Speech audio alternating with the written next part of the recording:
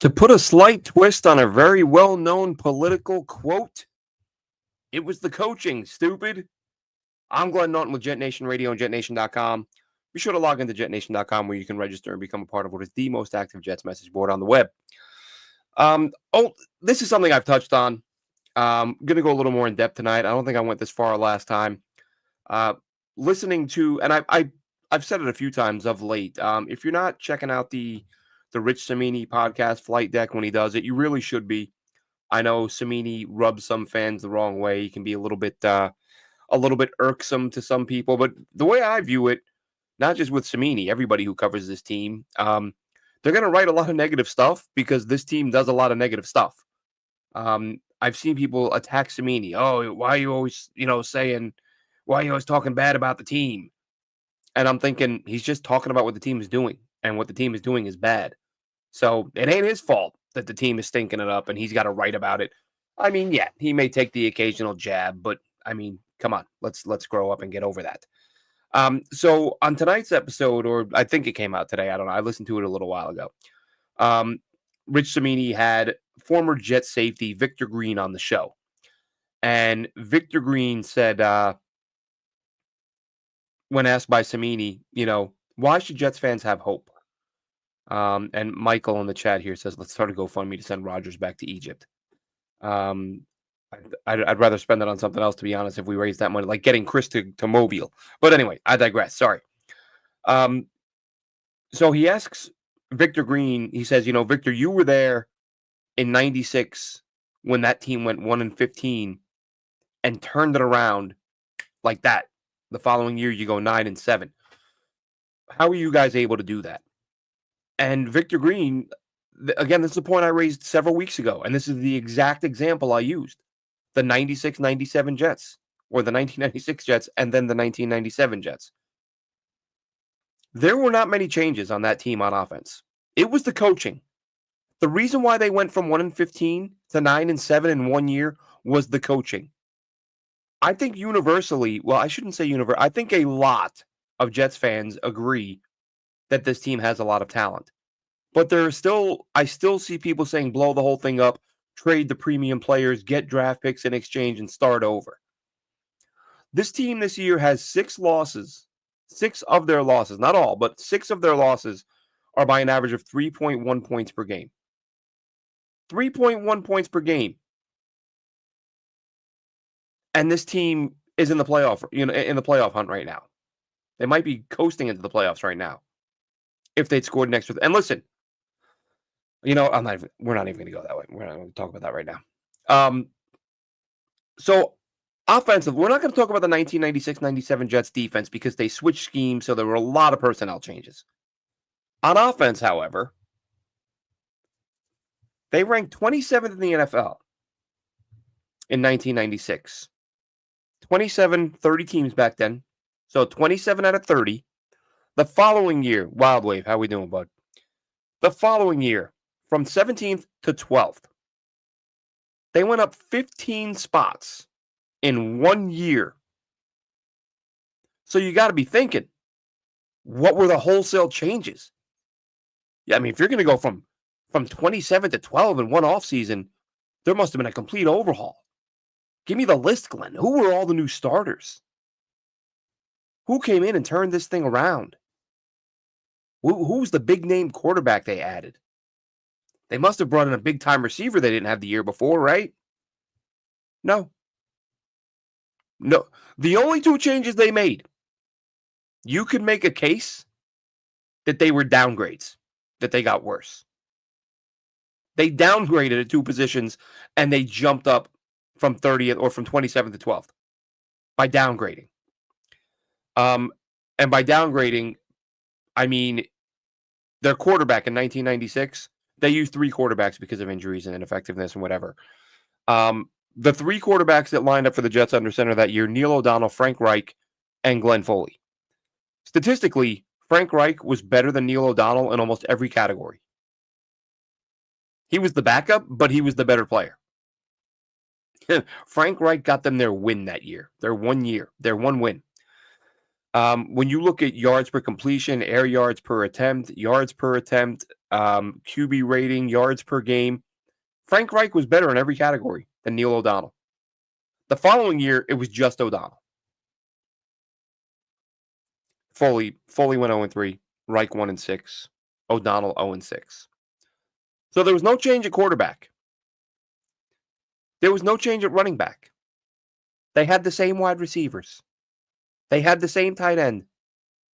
Fred Baxter, I think, got a few more reps. But Kyle Brady was still the starter.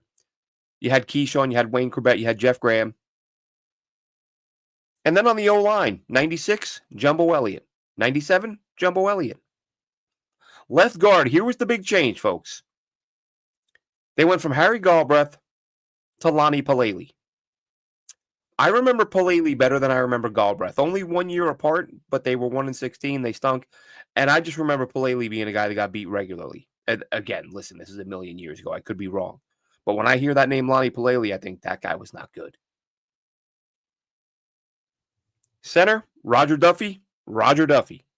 Guard, Matt O'Dwyer. Tackle, David Williams. Across the board. You changed out the left guard, where, again, I think that was a downgrade. And you got worse at quarterback. And you went from 27 to 12 because of coaching. This talk, and it was a topic on JetNation on the message boards the other day. Yesterday, perhaps. And I even said on there, it's a conversation. It's a back and forth I don't even really engage with anymore. I think the comment I made was telling me you need to blow this thing up and get rid of the talent on this team because they're not winning right now is the equivalent of saying you should trade in your brand new car because the tire pressure is low. Like, they have a lot of what they need. What they don't have is a coach. Now, listen, there's the quarterback thing. Is Rodgers back? Is Rodgers not back? I don't think he is, to be honest. But do you go after a veteran? To me, I think the route you take is add a vet, draft a rookie, let the rookie sit. Tyrod Taylor, I don't know how I feel about that. I do know how I feel about that. I don't love that idea because too many injuries. The injuries are an issue with him. And if the idea is to have a veteran who can bring along a rookie, there's a good chance that rookie's starting by week 3, 4, 5 if you go with Tyrod. When was the last time Tyrod stayed healthy? And as I said the other day, I like when Tyrod left Buffalo and the Jets needed a quarterback, I was like, go get that guy. He gets the ball in the damn end zone, which Jets quarterbacks don't do. He doesn't turn it over a bunch, which Jets quarterbacks do. Like, he would have been an upgrade. He would have been one of the best quarterbacks the Jets have had in a very long time if you'd added Tyrod Taylor back then. Now, at this point in his career, 35, injury prone. Don't love that idea. Again, the main thing is the injury prone. Because, again, if you got a kid, if you got a Jordan Travis, whoever you draft, Cam Ward, whatever, and then you're going to have to, the plan should be to sit him and let him sit and learn, and then you're going to end up having to rush him, and then you ruin that guy, and he follows Darnold and Geno out the door. Rich says the QB class is not great. That is a great point, Rich. And that's part of the conversation about, do you add, go get it. Like Jameis Winston, I've said a few times, go get him, especially if you're going to bring in Todd Monken, because Jameis Winston, they have some history together. Winston played well under him. Every quarterback plays their best football under Todd Monken. But I'm not sure Winston does turn the ball over a ton. But, of all the options you can think of that may be available, he might be the best. So say you go out and you get Jameis and you just say, you know what? We're going to punt on a quarterback this year and take one next year. Now, here's the thing, Rich. The interesting piece is that the Jets are playing poorly enough right now. They could end up in the top 2 or 3. And if that happens, now Cam Ward is in play. Shedeur Sanders, I've talked about this. I don't think he's an option. Dion has said, if that dude, if that kid is going to get drafted, I'm going to call any team in position to draft him that doesn't know how to handle a quarterback. I'm going to tell them behind the scenes, don't take him. So, as I said the other day, the Jets, if you're Coach Prime, that the Jets need to be at the top of your list of do not draft my kid. Again, you bring in a Monken, that may change. especially you look at what he's doing with Lamar, what he's done with everybody. As I've said it a million times, go back and look at Todd Monken's history. He does a phenomenal job of developing quarterbacks, getting the most out of them. But Victor Green, no surprise to me. As I said, this is a topic I was banging on about a few weeks ago.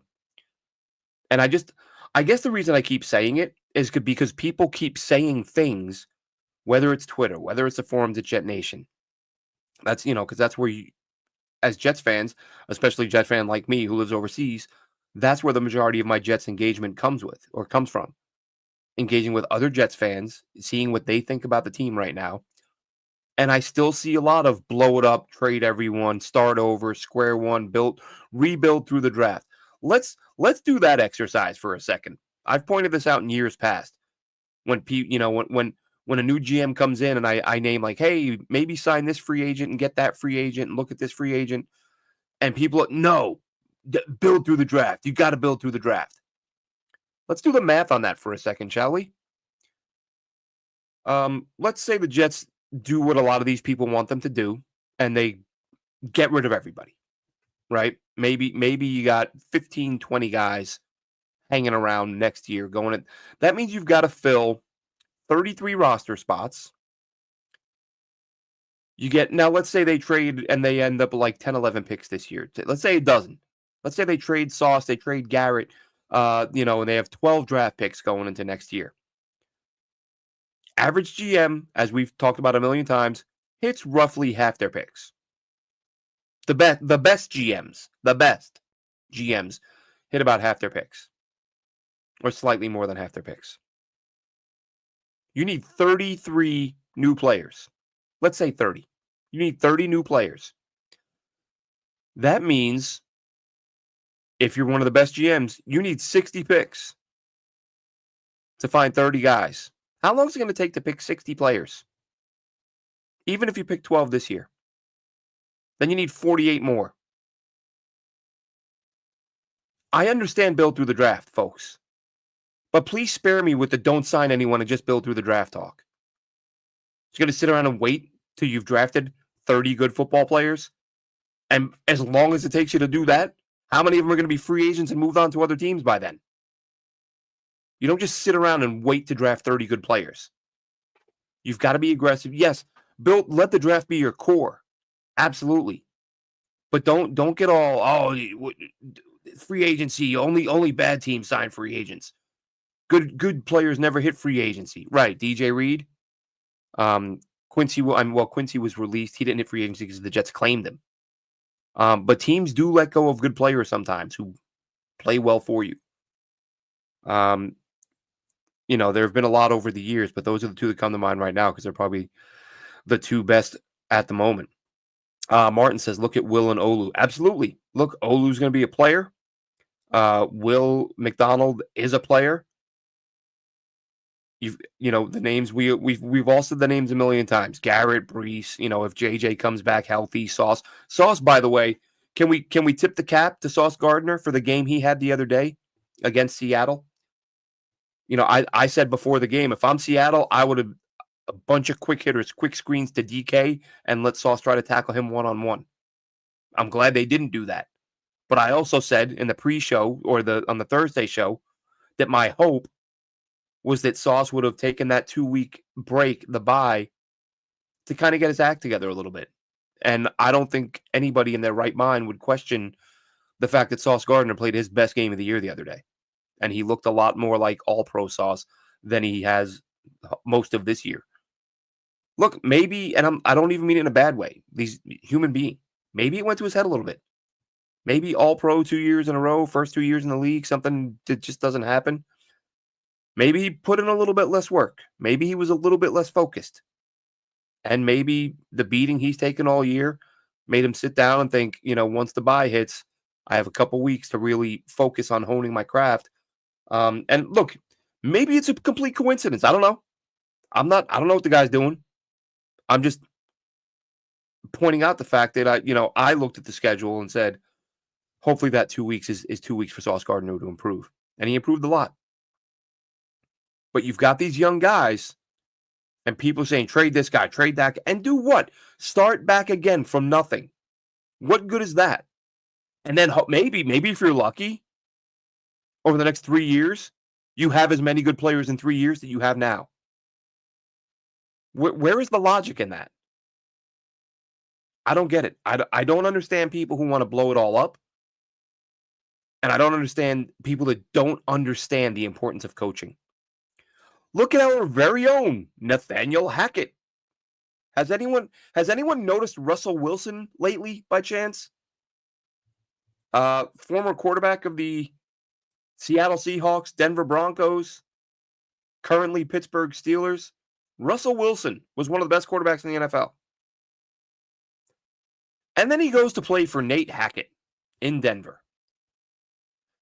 And with Nate Hackett in Denver, he has his worst season in years, career low 16 touchdown passes, second highest interception total of his career with 11, worst touchdown to INT ratio he's ever had, sacked 55 times. And then Nate Hackett leaves. And you bring in Sean Payton last year. Russell Wilson goes from 16 touchdowns, 11 picks to 26 touchdowns, 8 picks. And now this year in Pittsburgh with Arthur Smith, who Cimini also mentioned as a possibility for the Jets, with Arthur Smith calling plays, 10 touchdowns, 3 picks. So basically, Russell Wilson in 2022 threw 16 touchdowns, 11 picks with a 60% completion percentage.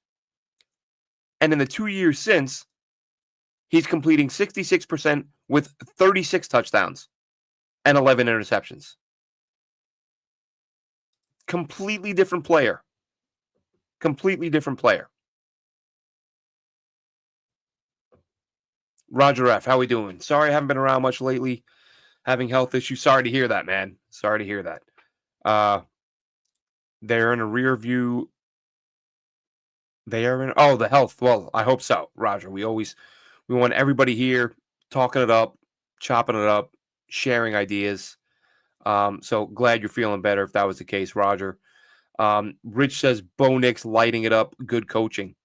And same guy who helped Russell Wilson turn it around in 1 year.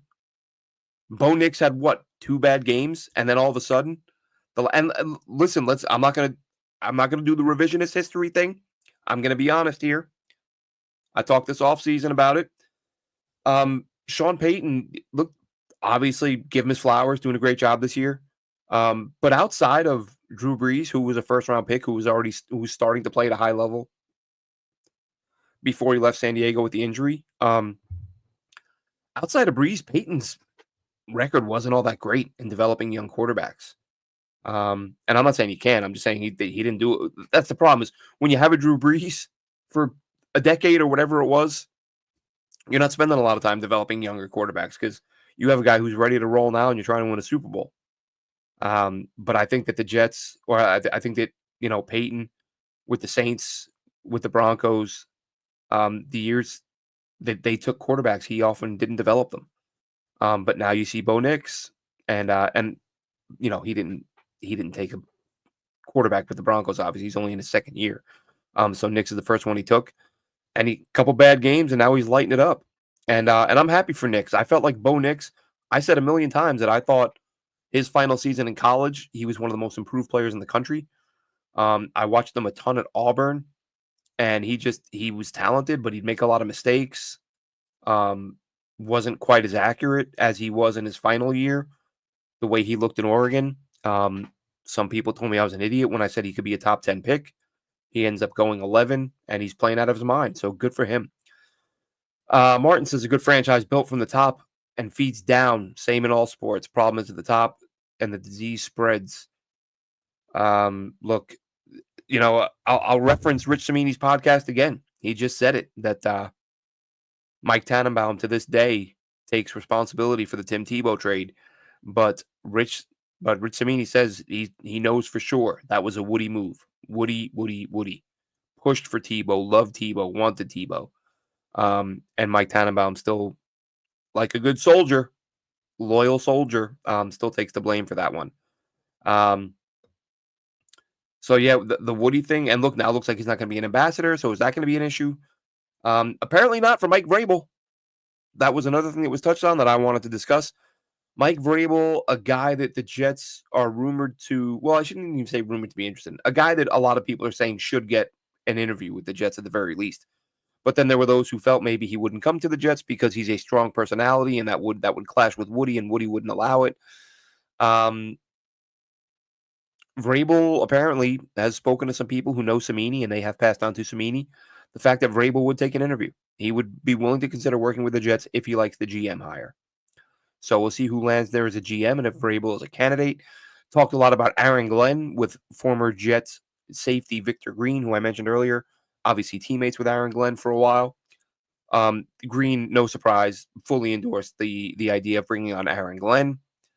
But, and I've said it several times, if you're going to bring on a defensive guy, give me Aaron Glenn. I would like him over Vrabel. Although, I mean, look, you got to give Vrabel some credit. He's at least won some games and done some things. Aaron Glenn would be a complete unknown.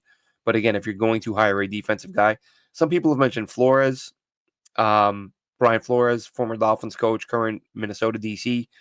There are some concerns there, but you do have to love.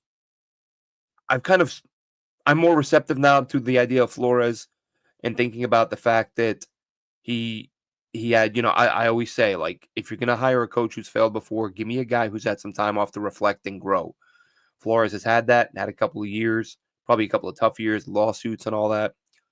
But clearly doing a great job as a DC. I would be more all right with that now, having thought about it for a while. There were the concerns with the way he treated Tua. You hope it's something he's learned from. Like tough love, being hard on a guy, that's not the worst thing in the world. That's a good thing.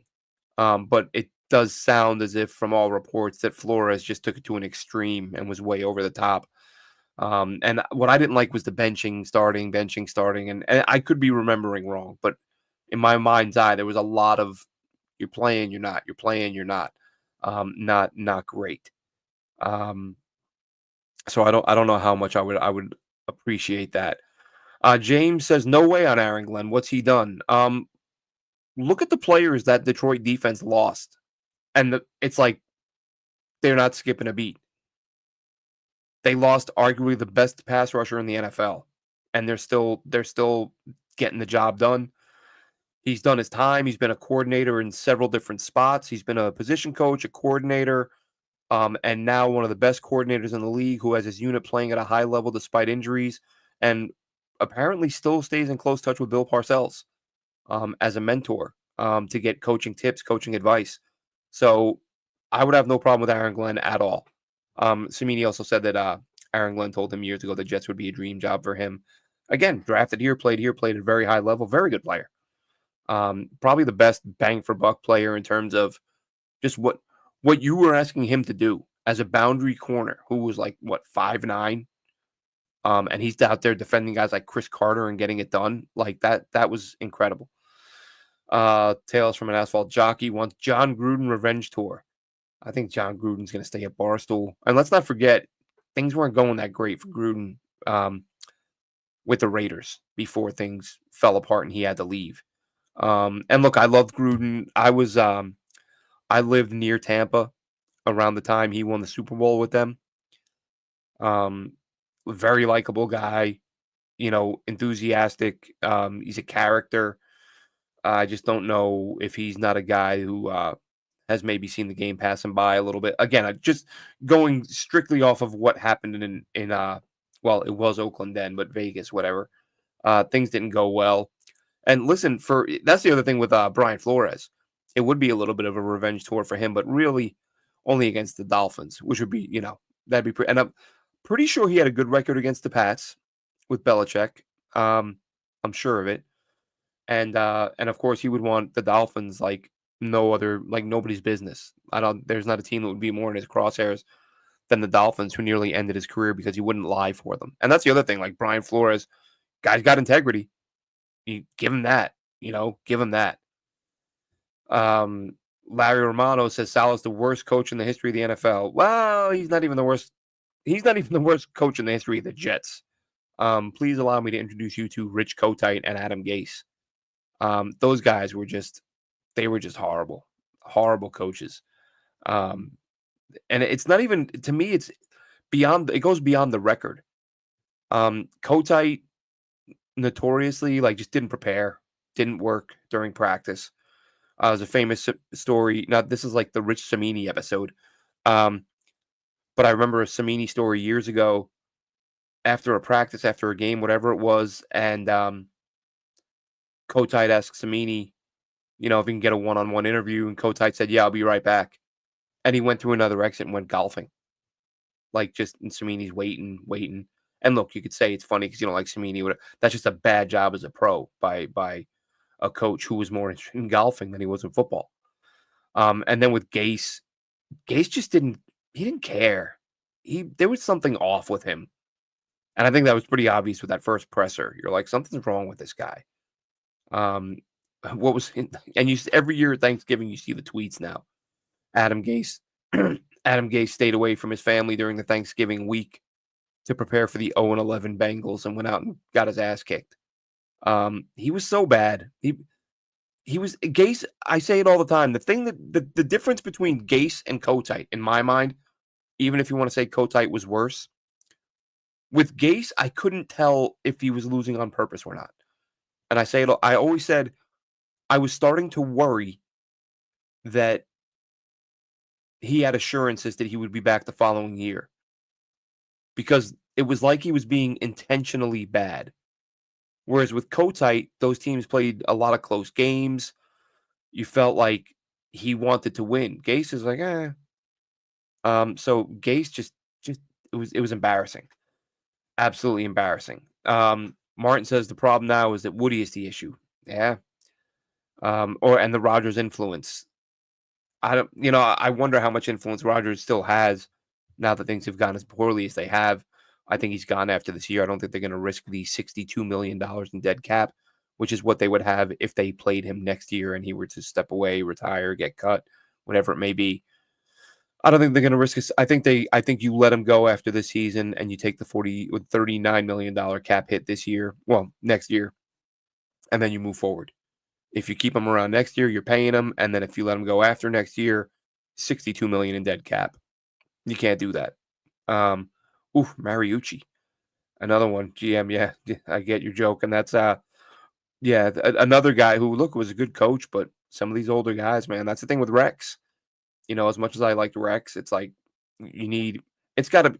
Well, it doesn't got to be, but I really hope they get an offensive guy who's got a good track record. Let's see. Tails and an asphalt jockey says if we can't pick one of the two top guys at QB, I'm hoping Fields gets a hard look. I think his running adds another dimension. The running is great, but he's so wildly inaccurate. When Pittsburgh won a few games in a row this year with him, I was like, oh, let's sit down and watch him and see how he's developed. And he looked like Zach Wilson. He's throwing footballs out of bounds, 3, 4, 5 yards over the receiver's head. And I was like, I don't know how this guy's doing it. I don't know how they're winning. But then you think back to Zach Wilson. He had that little stretch where he won 3 or 4 in a row, whatever it was. And it was like he was doing just enough to not lose games. Fields, not a fan. James said, yeah, that's a good point on Gase. That was one thing Gase did do well. The scripted plays. They would come out often. That was actually a pretty good bet that year. Was if you were betting the Jets to score first or score on their first possession with Gase, there was a pretty good chance you'd hit. But then that was it after that. It was so he could script a series, but then once he had to, make play calls on the fly, he was a complete disaster. Let's see. Okay, that's Wild Wave and Infrared having a chat. But yeah, but listen, I'm not going to stay on for I'm not going to do a full hour. This was just me literally sitting here. I'm watching college football, looking at prospects. And a guy I mentioned the other day or a couple weeks ago, I'm going to mention him again because I just watched another Iowa game. Watch Iowa versus Washington from this year. And Aaron Graves, 95, the DT. I've not heard anyone talk about him at all. But let's be fair. DTs, especially if you're not one of the top 3, 4 guys, you don't get a lot of love. I get that. I don't know where this guy is projected to go.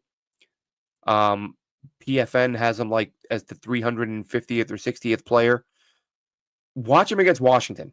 I mean, every game I've watched Aaron Graves in, he plays really well. In the first 3 games I've watched, today was the 4th, the Washington game, he was a force. I tweeted it out a little while ago. By the way, give me a follow at JN Radio @_Glenn. And if you want to follow my draft prospect account at Jets Picks, and I just shot out a series. I'm sitting there watching that game, focusing on him a little bit. Like, okay, let's see how he was in this one because he's been good in every game so far. He had a series in that game, one of those series where a defensive guy takes over, 3 straight plays. First play beats the blocker, catches the back, maybe not in the backfield, but it was a stop. It was within a couple yards of the line of scrimmage. The next play flushes the quarterback out, gets a pressure, quarterback throws an incomplete pass. The next play, he gets to the quarterback, hits the ball, gets a forced fumble behind the line. And it's like, just took over a series. And I know Yeye Black gets a lot of attention because he's the higher thought of prospect, number 94. But 95, Aaron Graves, every game I watch, I come away thinking this dude is an NFL player. And look, maybe I'm wrong. I've had guys, Chris Schubert and I talk about it all the time. Me and him wouldn't shut up about Ivan Pace when he was coming out of Cincinnati and he goes undrafted. And I walk away from that scratching my head. I'm like, that guy really looks like an NFL player to me, but I guess what the hell do I know? Well, Ivan Pace is now a very good linebacker for the Minnesota Vikings. But then there have been plenty of guys in the past where I'm like, wow, that guy's going to be really good. Undrafted. Doesn't latch on with it. Nothing. Never sees the league. I'm like, oh, okay. And sometimes you whiff. But I look at Aaron Graves and I'm like, that dude looks like a player to me. Even if you're talking mid-rounder who can be a rotational guy, just consistently makes plays. So that's what I was doing. Just trying to mind my own business. And I was like, oh, we'll put on Samini in the background while I'm watching this. And once Victor Green comes on and Samini says, how'd you guys go from 1-15 to 9-7? I kind of sit back in my chair and I'm like, coaching. And Victor Green's like, coaching. It's coaching, folks. You got to have it. It's important.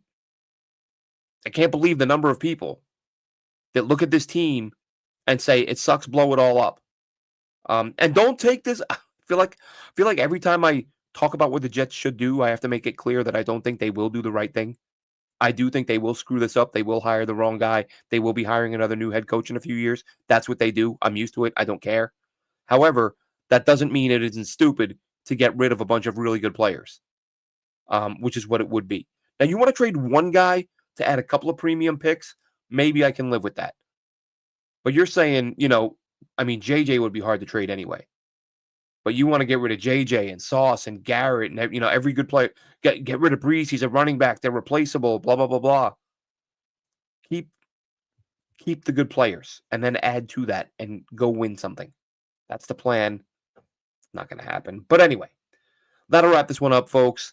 It's the coaching. The coaching matters.